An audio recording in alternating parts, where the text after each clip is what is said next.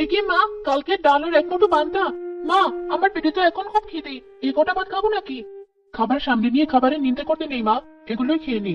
তোর বাবা তো একটা দোকান দিয়েছে, দেখবি এক সময় আমাদের সমস্ত দুঃখ কষ্ট কেটে যাবে। ভালো লাগে না, রোজ রোজ হয় দুবেলা পান্তা খাও, না হলে কচু খাও। আমারও তো ইচ্ছে হয় একটু মাছ মাংস খেতে।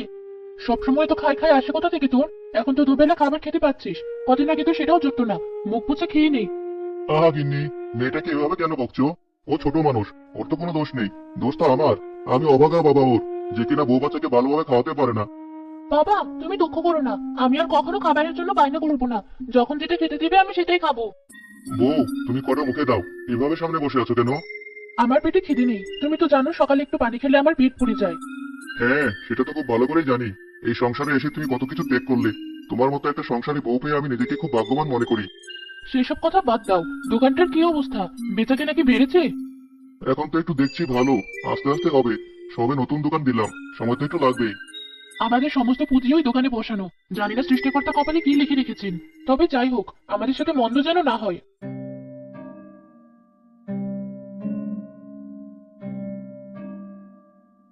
কিছু বুঝলে? বুঝলাম তো। কি বুঝলে? এটাই যে এবার এরা আমাদের থেকে ধনী হয়ে যাবে। যে করেই হোক, এদের আমাদের থেকে ধনী হতে দেওয়া চলবে না। এবার বাড়ি চলো।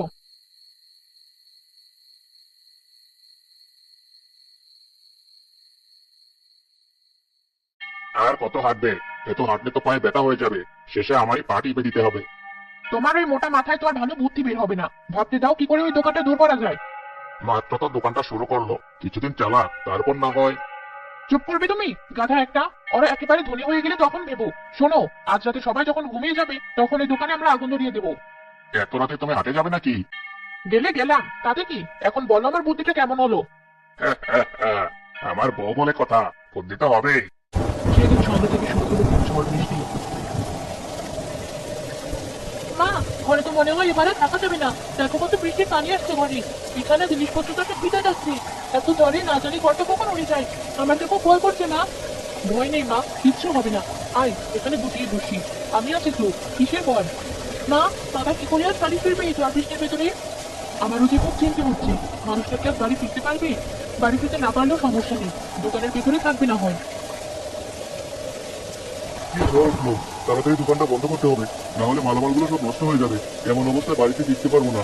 আজ না হয় দোকানের ভিতরেই থেকে যাবো। সবুজ তাড়াতাড়ি করে দোকানটি বন্ধ করে তার ভিতরে শুয়ে পড়লো। এদিকে দোকানের পেছনে সুমলতার স্ত্রী গুটিসুটি মেরে বসেছিল। হঠাৎ ঝড় বৃষ্টিতে তারাও বেশ বিরক্ত হলো। কি করতে এলাম আর কি হচ্ছে? এই মূর্খ বৃষ্টি হওয়ার আর সময় পেল না। এবার কি করে ফিরবো বাড়ি?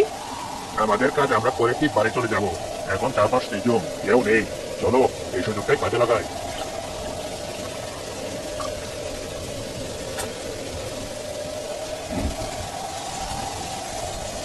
তাড়াতাড়ি কানে এবার, না হলে কেউ দেখে ফেললে সর্বনাশ হয়ে যাবে। তারা দ্রুত পায়ে হেঁটে বাড়ি পথে রওনা দিল। দোকানে আগুন চলতে চলতে বেশ বড় আকার ধারণ করলে ভেতর থেকে গরমটা অনুভব করে উঠে বসলো সবুজ। বৃষ্টি হচ্ছে বাইরে, কিন্তু দোকানের ভিতরে এত তাপ কোথা থেকে আসছে? দেখি তো দোকান খুলে, বৃষ্টি থেমে গেল নাকি? সবুজ দোকান খুলে দেখলো চারপাশে আগুন জ্বলছে, যার ফলে সে বাইরে বের হতে পারলো না। এটা কি হলো? আজকে আর এই আগুন থেকে নিস্তার নেই। আমার প্রাণটা কি আগুনেই যাবে? বাঁচাও, কেউ বাঁচাও! আমার দোকানে আগুন লেগেছে, বাঁচাও কেউ! বৃষ্টি না থাকলেও খুব জোরে ঝড় আর বাতাস হওয়ায় আগুন দ্রুত সারা দোকানে ছড়িয়ে পড়লো। এদিকে সবুজের চিৎকারও কারো কানে পৌঁছালো না। আস্তে আস্তে পুরো দোকান পুড়তে লাগলো। হঠাৎ আবার জোরে বৃষ্টি হওয়ায় আগুন নিভে যায়। শরীরের এক পাশ পড়ে যাওয়ার পর সে কোনো রকম দোকান থেকে টেনে হিচড়ে বাইরে বেরিয়ে আসে।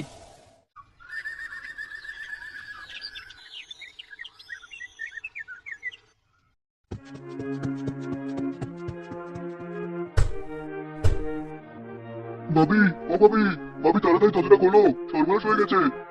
সারা রাত ঘুমাতে পারেনি বৃষ্টির জন্য, এত সকালে আবার কি এসে দরজায় শব্দ করে? আরে মোহিত ভাই, তুমি যে এত সকাল সকাল কি হয়েছে? ভাবি, সর্বনাশ হয়ে গেছে। সবুজ ভাইয়ের দোকান রাতে আগুনে পুড়ে গেছে। সবুজ ভাইয়ের অবস্থাও খুব খারাপ, তাকে হাসপাতালে নেওয়া হয়েছে। কি বলছো? এ কিভাবে সম্ভব? সৃষ্টিকর্তা, এ তোমার কেমন পরীক্ষা? চারদিক থেকে আমাদের এভাবে সর্বশান্ত করে কেন দিচ্ছ? মা, তাড়াতাড়ি চলো বাবার কাছে, না জানে সে কত কষ্ট পেয়েছে।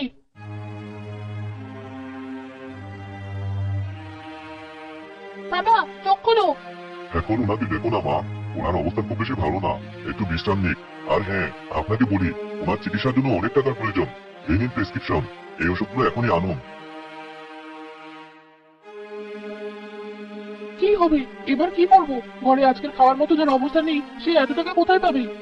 মা, আমাদের সেই সম্বল বলতে তো আরেকটা জিনিস আছে। আমাদের ধবলি, তুমি ওকে বিক্রি করে বাবার চিকিৎসা করাও। হ্যাঁ, এটা ছাড়ার কোনো পথও নেই।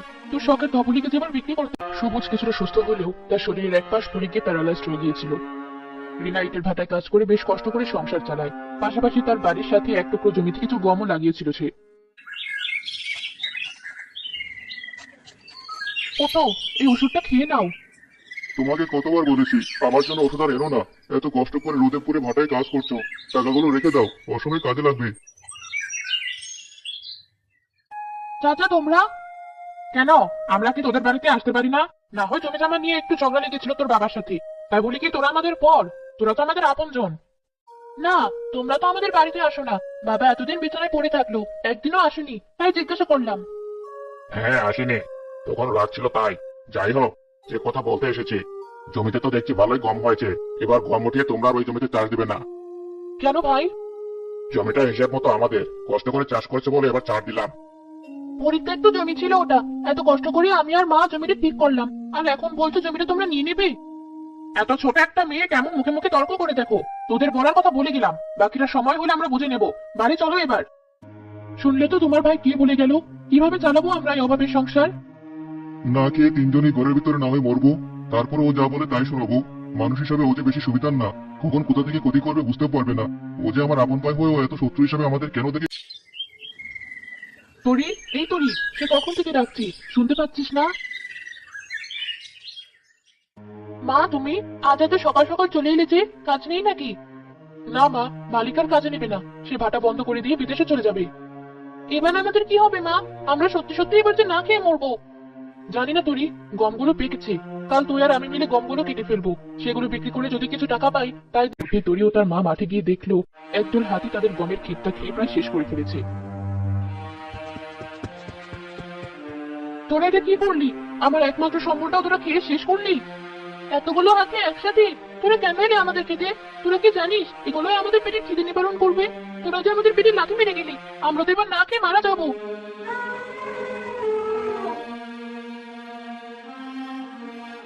মা, বাড়ি চলো, এখানে তোর অল্প কটা গম আছে, এগুলো আর কি করবি?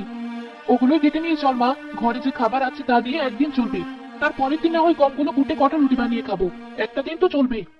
ক্ষেতের মাঝে খুব সামান্য পরিমাণ গম ছিল, তারা সেগুলো কেটে বাড়ি নিয়ে শুকাতে দিল। দেখতে দেখতে দুদিন পার হয়। মা, আমার খুব খিদে পেয়েছে, আমাকে কিছু খেতে দাও।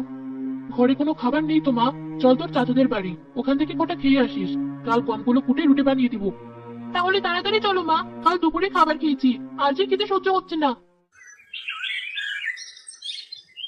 কিরে, কিছু বলবি? চাচা, আমাদের বাড়িতে কোনো খাবার নেই, আমাকে কোটে ভাত দেবে? কাল দুপুরে খেয়েছি। আমাদের ভাত নেই, যা ছিল আমরা খেয়ে নিলাম।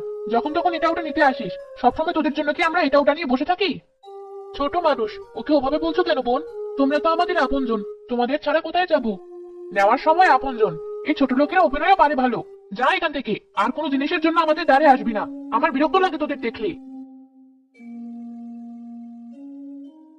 নিজের না থাকলে কেউ আপন না, অভাবে অদ্ভুত জিনিস। এটা শুধু পেটে নয়, মনেও খেতে জায়গায়। কেউ সহ্য করে, কেউ ভেঙে পড়ে, কেউ ভালো থাকার অভিনয় করে। এই খেতে আমাদের সহ্য করতে হবে, ভেঙে পড়লে চলবি না। আমি আর খাবার খেতে চাইবো না মা, তোমাকে আর কারো কাছে ছোট হতে দেবো না। পরের দিন রিনা ও তরি ঢেকিতে গমগুলো করে বাড়িতে আনলো। মা তরি, তোর অনেক কষ্ট হয়ে গেছে, তুই একটু বিশ্রাম নে, আমি রুটি বানিয়ে তোকে খেতে ডাকবো। আচ্ছা মা, বাবা পানি চাইলো, আমি বাবাকে একটু পানি দিয়ে আসি। রিনা আটা মেরে একটা রুটি বানাতে রুটিটা সোনার রুটিতে পরিণত হলো। এমনকি যে পাতিলে রুটিটা রেখেছিল সেই পাতিলটাও সোনাতে পরিণত হলো। এটা কিভাবে সম্ভব? এ তো জাদু। তাহলে এই রুটিটা যে পাতিলে রাখবো সব কি সোনা হবে? রিনা রুটিটা যে পাতিলে রাখছিল সবগুলো পাতিল সোনায় পরিণত হচ্ছিল। তরির বাবা, তরি, এই দেখো। হঠাৎ রিনা হোঁচট খায় আর রুটিটা গিয়ে সবুজের গায়ে পড়ে। সাথে সাথে একটা উজ্জ্বল আলো আলোকিত হয়ে এসে সুস্থ হয়ে যায়। আমি আমি ভালো হয়ে গেছি। বউ দেখো, আমি উঠে দাঁড়াতে পারছি, হাত পা নাড়াতে পারছি। এটা কিভাবে সম্ভব? সবই দাদু রুটির জন্য। এমনকি এই রুটি যে পাত্রে রাখছি সেটাই সোনা হয়ে যাচ্ছে। দেখেছ মা, সৃষ্টিকর্তা আমাদের দিকে তাকিয়েছেন, আমাদের এই কঠিন অভাবের সময় ঠিক একটা ব্যবস্থা করে দিয়েছেন তিনি। এবার আর আমাদের কোনো অভাব থাকবে না। হ্যাঁ মা, সব ওই হাতিদের জন্য হয়েছে। ওই হাতিগুলো কোনো স্বাভাবিক হাতি না। সৃষ্টিকর্তা আমাদের ছোট জিনিসগুলো কিনে নিয়ে বড় জিনিস দিয়েছেন। দেখতে দেখতে তারা অনেক ধনী হলো। টাকা পয়সা, বড় বাড়ি, কোনো কিছুর অভাব ছিল না তাদের। যা কিছু এতদিন তারা কল্পনাও করেনি, সেই সবই এখন তাদের হাতের নাগালে। এসব তার ভাই সুমন ও তার বউ কোনোভাবে সহ্য করতে পারছিল না। এভাবে আর কতদিন হাত পা গুটিয়ে বসে থাকবে? যারা কিনা দুদিন আগেও ভিখারির মতো আমার দ্বারে এসেছিল, তারা হঠাৎ করে এত ধনী হলো, আর আমরা চেয়ে চেয়ে দেখবো? এছাড়া আর কি করবে এখন? অপদার্থ, তুমি কোনো কাজেরই না। চলো গিয়ে খুঁজি তাদের ধনী হওয়ার কারণটা কি। হ্যাঁ, তাই চলো। তারা দুজন সবুজের বাইরে জানালায় লুকিয়ে দেখলো একটা সোনার রুটি সবুজ তার বউ যে পাতিলে রাখছে সেটাই সোনার হয়ে যাচ্ছে। দেখলে? দেখলামই তো। তাহলে বলো এবার কি করতে হবে? ওরা এখান থেকে চলে গেলে ওটা চুরি করতে হবে। রিনা ও সবুজ রুটিটা খাটের নিচে রেখে পাশের ঘরে যেতেই সুমন ঘরে ঢুকে রুটিটা বের করে আনলো।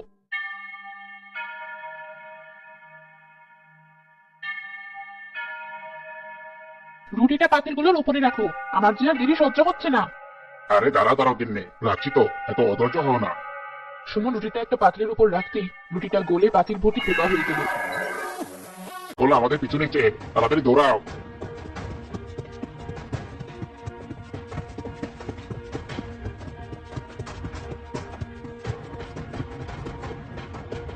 বাঁচাও ভাই, ভাবি, বাঁচাও আমাদের। বাঁচাও, এই পোকাগুলো আমাদের মেরে ফেললো। এ কি, তোমাদের গায়ে এত পোকা কেন? ভাই, লক করে তোদের জাদু রুটি আমরা চুরি করেছিলাম, তারপর দেখ আমাদের কি অবস্থা হয়েছে। ভাই, আমাদের ক্ষমা করে দে, এদের থেকে বাঁচা আমাদের। সুমনের কথা শেষ হতে না হতেই সব পোকাগুলো তাদের শরীরে বসে মুহূর্তে। পাপীকে কখনোই ক্ষমা করতে নেই।